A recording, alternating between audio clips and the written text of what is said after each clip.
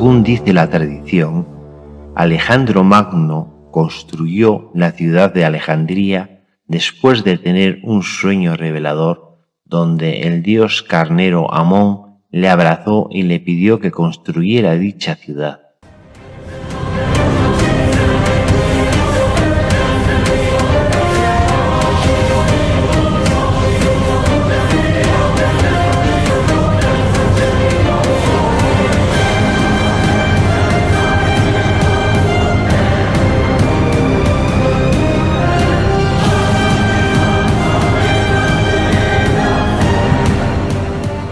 Johannes emprendió el camino a Egipto, siguiendo la ruta que hicieron sus antepasados en el exilio.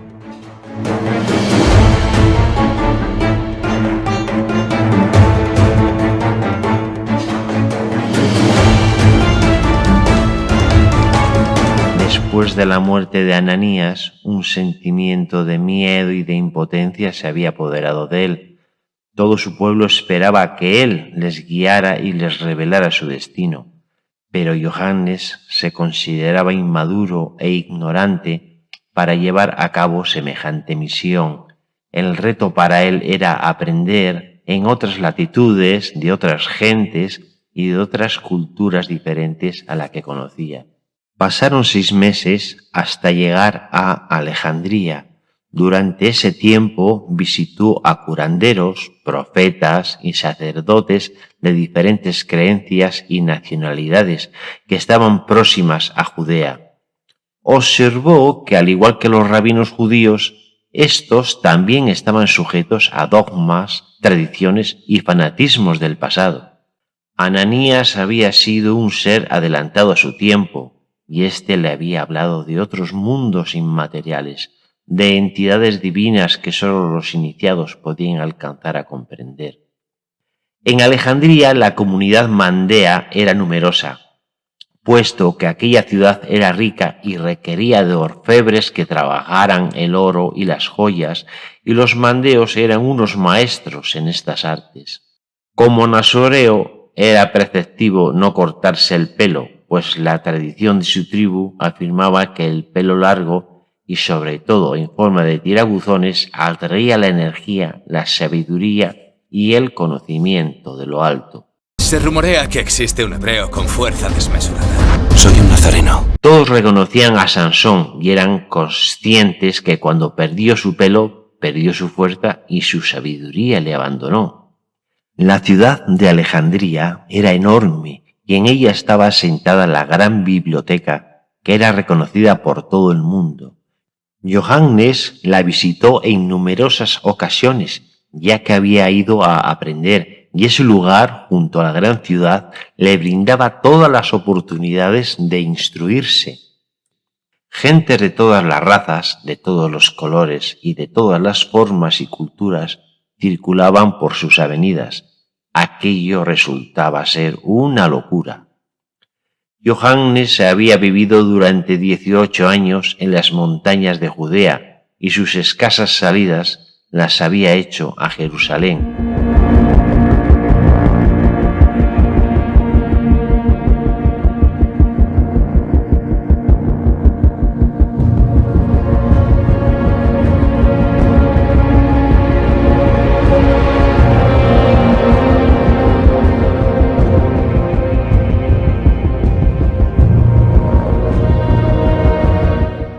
Pero Alejandría era inmensa, incomparable a Jerusalén.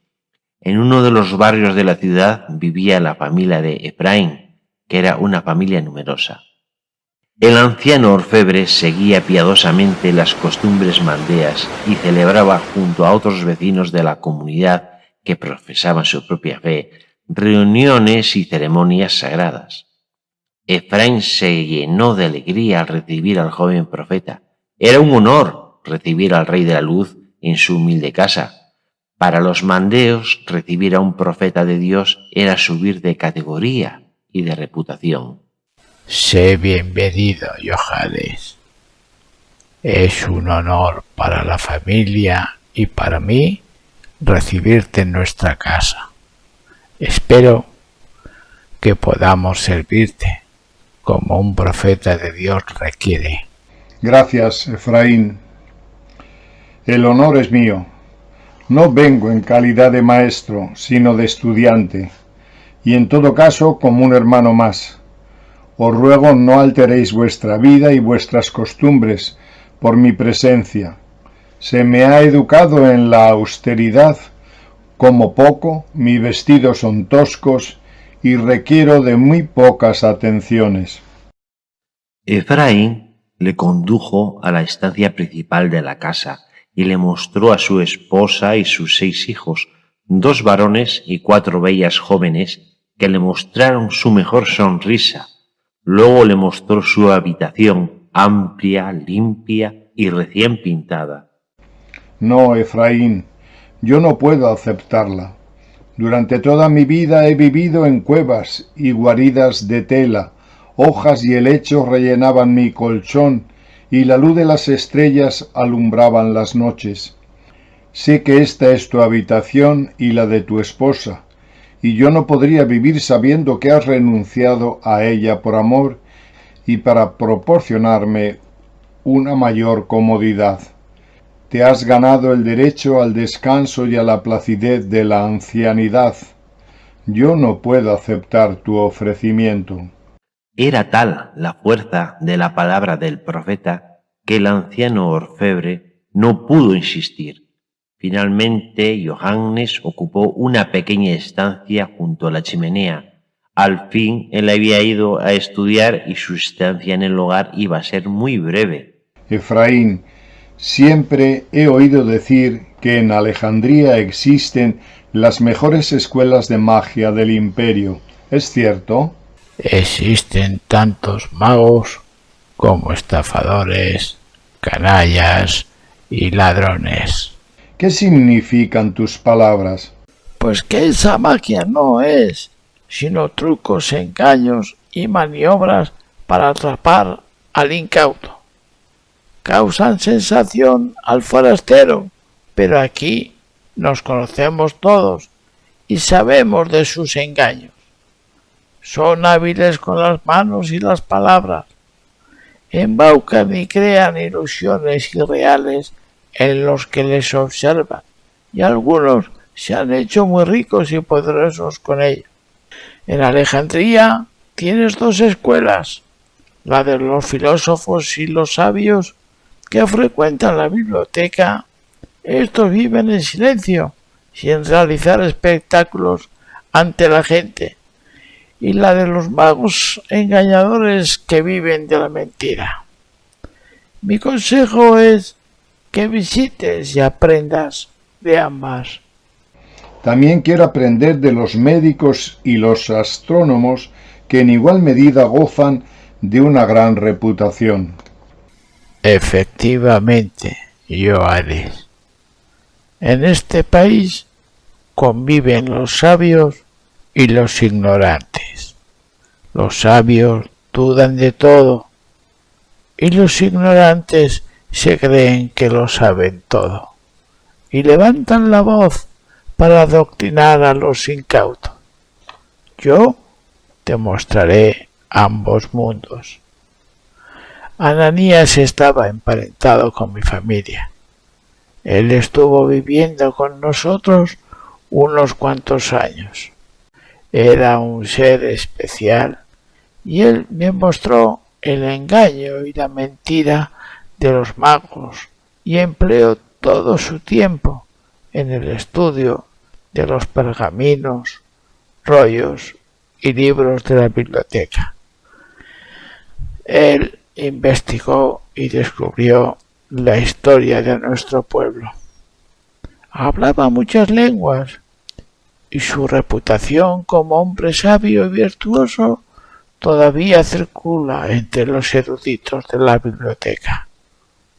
Todos saben de tu llegada y sabiendo que eres el discípulo de Ananías, todas las puertas se abrirán para ti.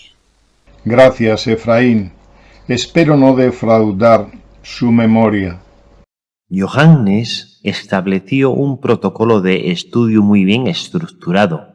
Dividió la semana en objetivos como el estudio de la magia egipcia, acudir a la biblioteca en las cátedras de filosofía, historia y astrología, y recorrer y aprender de los casi 500 cultos y religiones de los pueblos establecidos en aquella magnífica ciudad.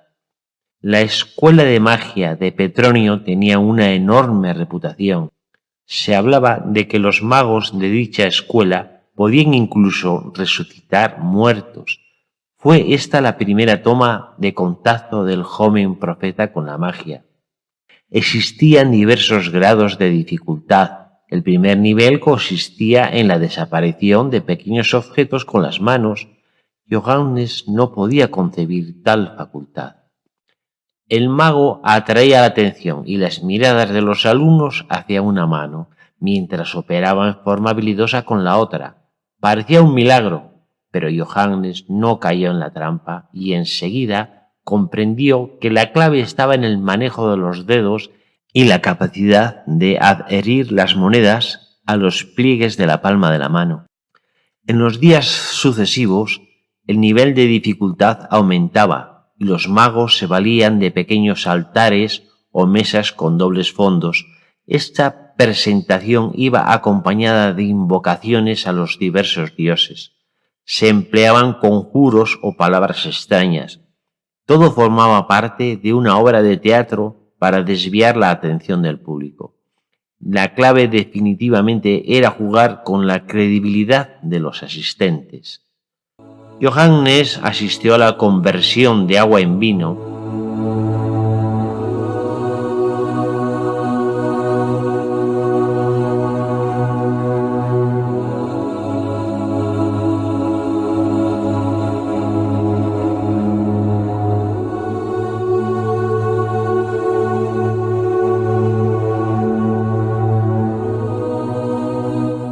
Y a la multiplicación de los panes y los peces.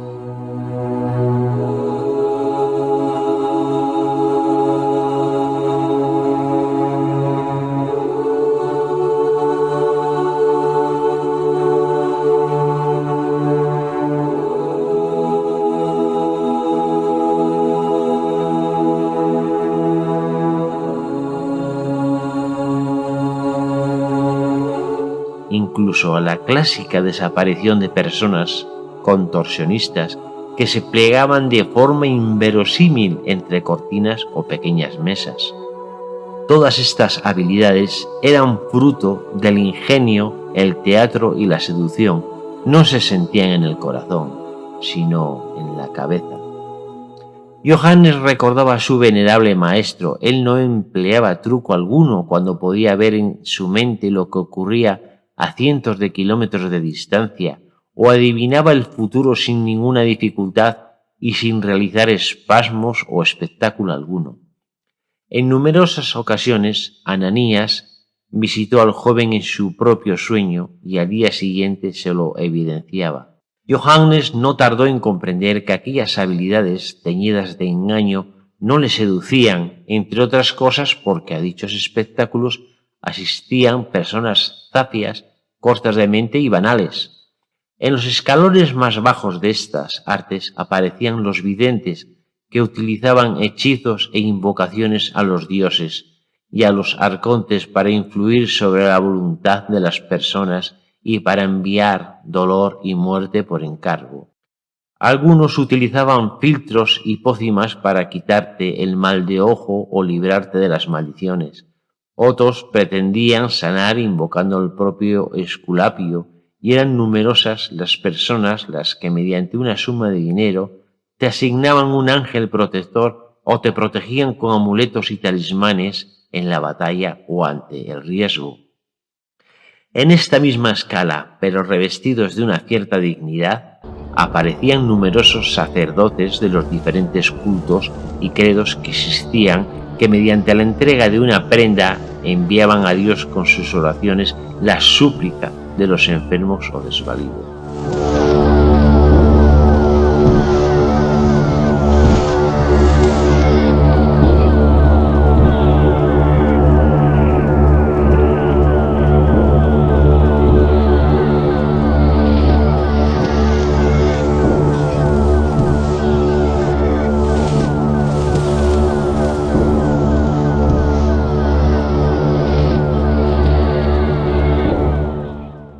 Todo esto y mucho más era lo que se presenciaba en numerosos lugares de la ciudad y era asumido plenamente por la mayoría de sus habitantes. Alejandría estaba repleta de espectáculos, comerciantes y especuladores. El sagrado espíritu de los antiguos faraones y de los dioses que impregnaron de luz aquellas tierras se había perdido. Primero los griegos y luego los romanos habían convertido lo divino en humano y la magia del corazón en lógica, pragmatismo y escepticismo. Johannes comprendió entonces que las oraciones, los rituales e invocaciones y las palabras mágicas no eran sino formas oscuras, mentiras e impotentes de conectarse con la dimensión superior. Él había aprendido de Ananías que la única forma de sintonizar con el universo y llegar a la conciencia superior era con el alfabeto sonoro mandeo, pero incluso solo con él tampoco se alcanzaba la conexión. Era necesario tener un alma limpia y un pensamiento entrenado. Además, el propio alfabeto solo lo conocían los escasísimos elegidos de su tribu. En la misma medida, su venerable maestro le había enseñado que la invocación no condiciona u obliga a la entidad que se llama, pues estos seres, ángeles, genios o demonios que se invocan tienen la potestad de responder o no, según convenga a la suprema inteligencia. Efraín le facilitó el acceso a las escuelas de filosofía socrática y aristotélica.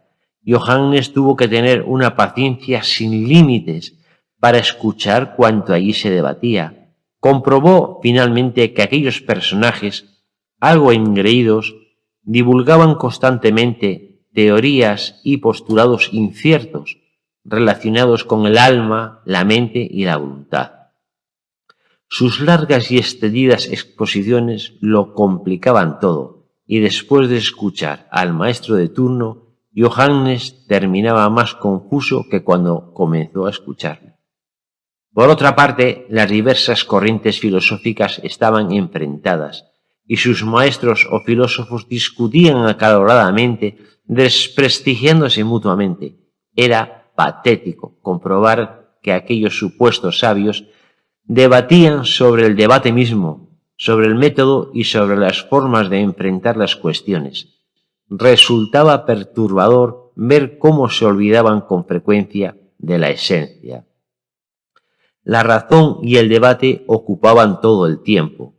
Todo se centraba en el hombre y en su capacidad de adentrarse en las concepciones cosmogónicas y etiquetas del comportamiento.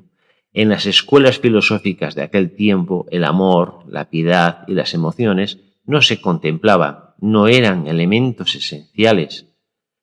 Johannes echaba de menos el contacto con los dioses, la meditación, la escucha del universo.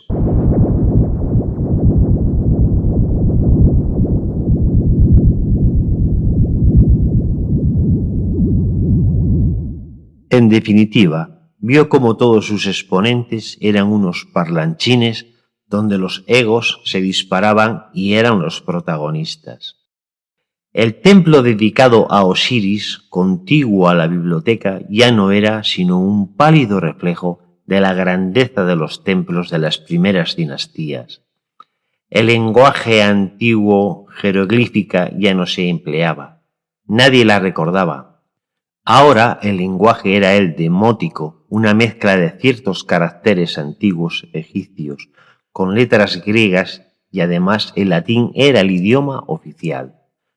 Los días que Johannes asistía al templo hablaba con los sacerdotes y observó que las influencias griegas y romanas habían deteriorado la pureza del mensaje primigenio de los antiguos dioses. Egipto ya no era el pueblo elegido por los dioses. Los viejos barrios de Alejandría seguían un patrón griego y romano. Ya no se construía siguiendo la posición de las estrellas y la religión no era sino una serie de normas y ritos que alejaban al pueblo de la conexión con los dioses creadores. Johannes quedó sorprendido al ver cómo su tribu conservaba en sus viejas leyendas y tradiciones la verdadera historia del antiguo imperio egipcio. Le parecía sarcástico que supiese más un extranjero que los propios sacerdotes del templo sobre su propia cultura. Incluso con esa decepción, Johannes aprendió tanto del error como del acierto. En las noches, el joven profeta respondía a las numerosas preguntas que les hacía la familia de Efraín. Eran mandeos, exiliados del núcleo central de la tribu que habitaba en Judea y querían fortalecer lazos y afianzar sus creencias, puesto que Efraín observaba y temía que sus hijos jóvenes e impetuosos se podían contaminar de la cultura de la ciudad, perdiéndose así las viejas tradiciones.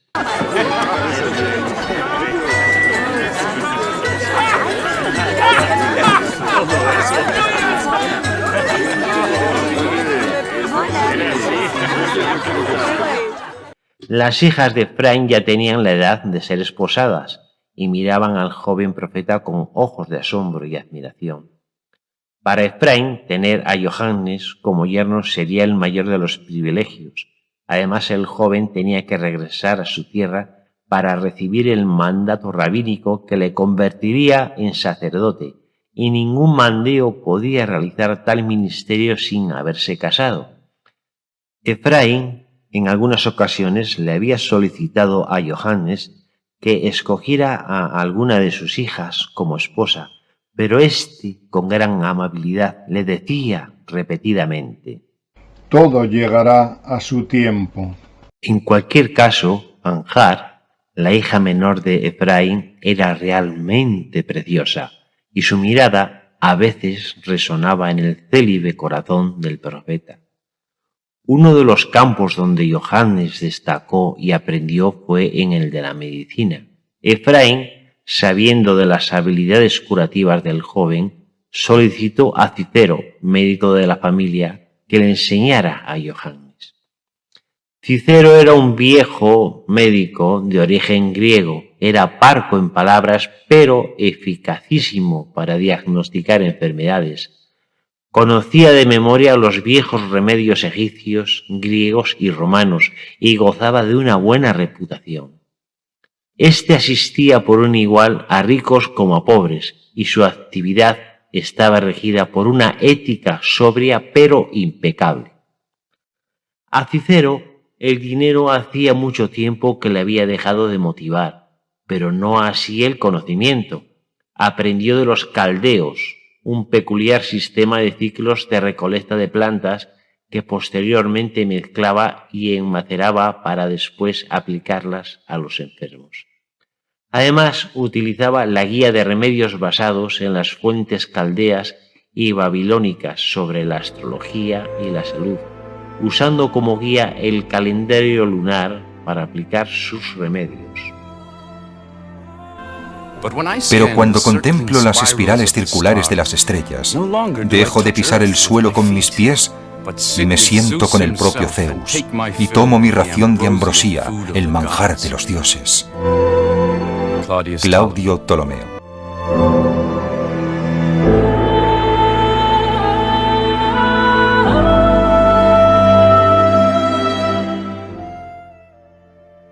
Mira, Johannes, la enfermedad no es obra del diablo, como dice la mayoría.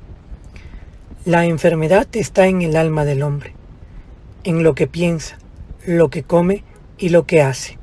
Es lo que lo enferma.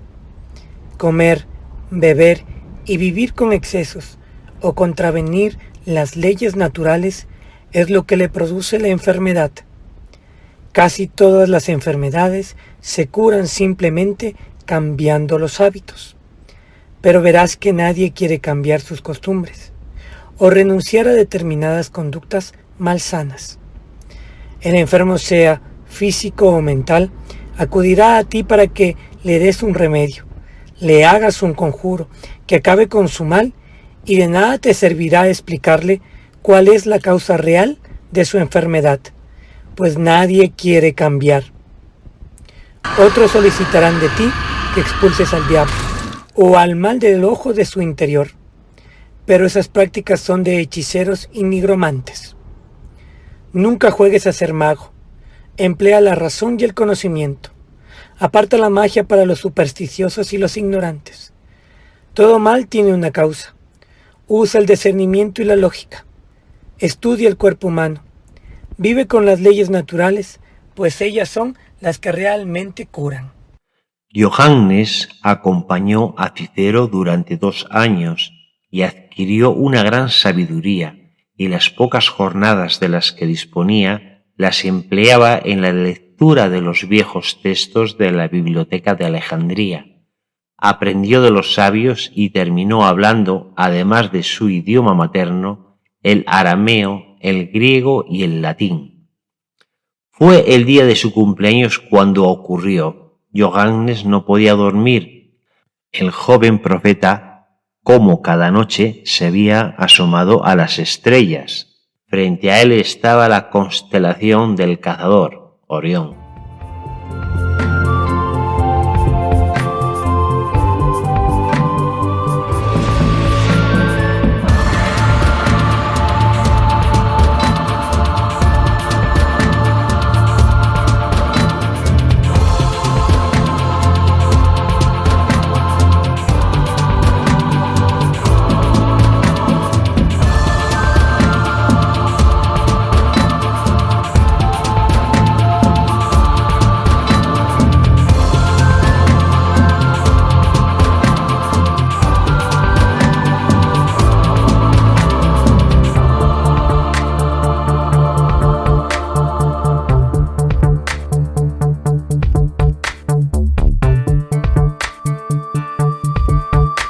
Una extraña luz atrajo su atención.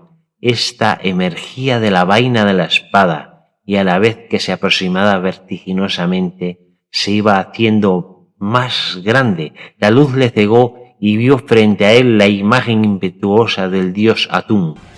Brillaba con un cuerpo dorado. Sobre su cabeza no aparecían los cuernos con los que se le representaba, pero Johannes sabía que era él, el portavoz del Consejo de los 9, el verbo del universo, el creador de la raza humana.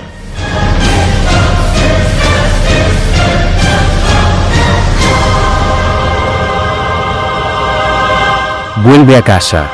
Tu tiempo ha llegado. Johannes se despertó con el cuerpo aterido de frío.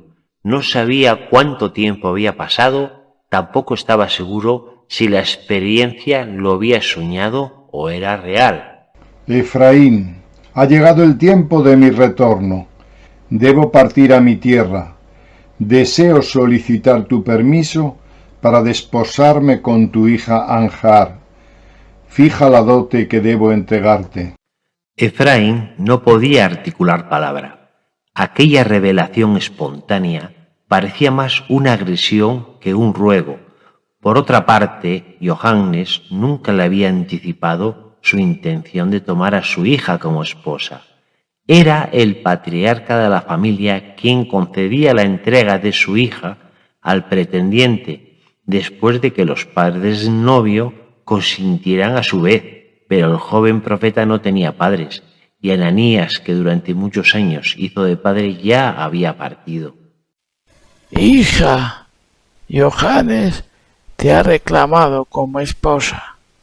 Es un honor para nuestra familia, pero deseo saber si tú consientes.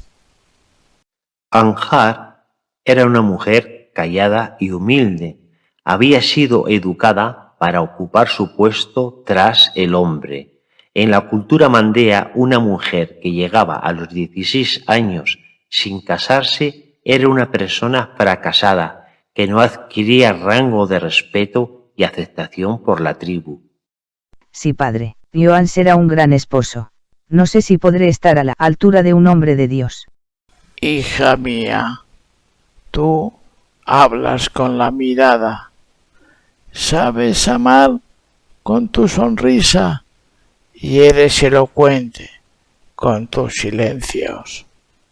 Efraín estaba contento, puesto que dejaba a su querida hija en buenas manos, y en los 4 años que Johannes había permanecido en su casa, El comportamiento del joven había sido ejemplar y Anjar está contenta y se siente halagada por haber sido elegida. No tienes que pagar dote alguna, ni en dinero ni en especies. Me sentiré pagado si me das nietos y respetas a mi hija como se merece. Descuida, Efraín. Me esforzaré en hacerla feliz. ¿Cuándo partes? Mi equipaje es ligero. Todo está en mi mente y en mi corazón. Mañana al amanecer regresaré a nuestra tribu. En la próxima luna, nuestra hija Anad te será entregada. Toda la familia estará presente en la ceremonia de unión y en tu designación como rabí.